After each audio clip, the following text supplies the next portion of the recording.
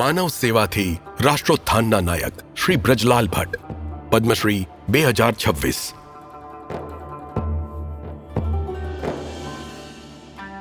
દુનિયા આને ધરતીનું સ્વર્ગ કહે છે, પણ આ સ્વર્ગે સ્વજનોને દૂર જતા જોયા છે। વર્ષ 1990 એક અનિશ્ચિતતાનો સમય હતો, જ્યારે આપણા જ ઘર છૂટી રહ્યા હતા। ત્યારે બ્રજરાલ ભટ્ટે એનાથી વિરુદ્ધ જવાનું સાહસ બતાવ્યું।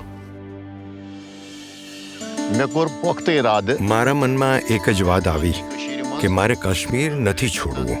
અમારું ધ્યેય એક જ છે, માનવ સેવાથી રાષ્ટ્ર ઉત્થાન, મેન મેકિંગ, નેશન બિલ્ડિંગ। આનો પાયો એમના બાળપણમાં જ નખાઈ ગયો હતો। અનંતનાગના એક મોટા સંયુક્ત પરિવારમાં ઉછરેલા ભટ્ટ સાહેબની સવાર ઇન્દ્રનાગ ચશ્મા, ગુરુદ્વારા દેવી બલ મંદિર અને ઋષિ સાહેબના દર્શનથી પડતી હતી। આ જ ગંગા જમુની સભ્યતા આગળ જઈને એમના જીવનનું સૌથી મોટું મિશન બની ગયું। તેઓ છેલ્લા 55 વર્ષોથી નાગદંડીના શ્રી રામકૃષ્ણ મહાસંમેલન આશ્રમ અને વિવેકાનંદ કેન્દ્રના સાનિધ્યમાં સનાતન ધર્મના મૂળ મંત્ર, માનવ સેવા અને વૈશ્વિક ભાઈચારાનો ફેલાવો કરી રહ્યા છે। 1996-97ના કઠિન સમયમાં ભટ્ટ સાહેબની આગેવાનીમાં નાગદંડી આશ્રમે માતા ખીર ભવાનીમાં ભંડારો શરૂ કરવાનો નિશ્ચય કર્યો। માતા ખીર ભવાની મંદિરના ભંડારામાં શરૂઆતમાં 400-500 ભક્તો જ આવતા, પણ અમારી હિંમત જરા પણ ન તૂટી। નાગદંડી આશ્રમમાં જે પણ ગતિવિધિઓમાં અમે કાર્યરત રહ્યા હતા, એ દરેક કાર્યમાં મારી પત્નીએ મારી શક્તિ બની ડગલે ને પગલે મને સાથ આપ્યો।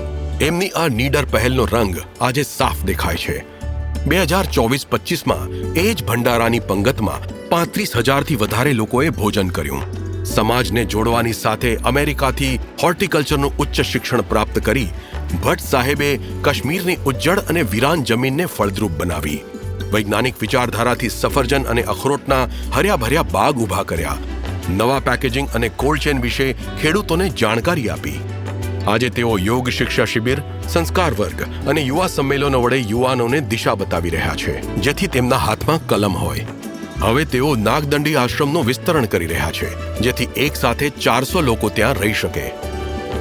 આજે કાશ્મીરના યુવાનો જાણી ચૂક્યા છે કે એમની અસલી તાકાત પરસ્પર ભાઈચારામાં છે।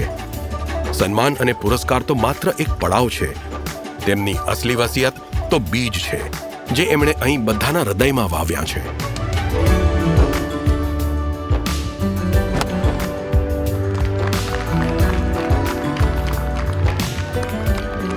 જ્યારે આપણા યુવાનોમાં જોશ અને માતા પિતામાં હોશ એક સાથે આવશે, ત્યારે જ આપણું કાશ્મીર ફરીથી એક સુંદર પુષ્પગુચ્છ બનીને મહેકશે। એમની આ યાત્રા હવે એક મહાયાત્રા બની ચૂકી છે, જે હંમેશા ચાલતી રહેશે।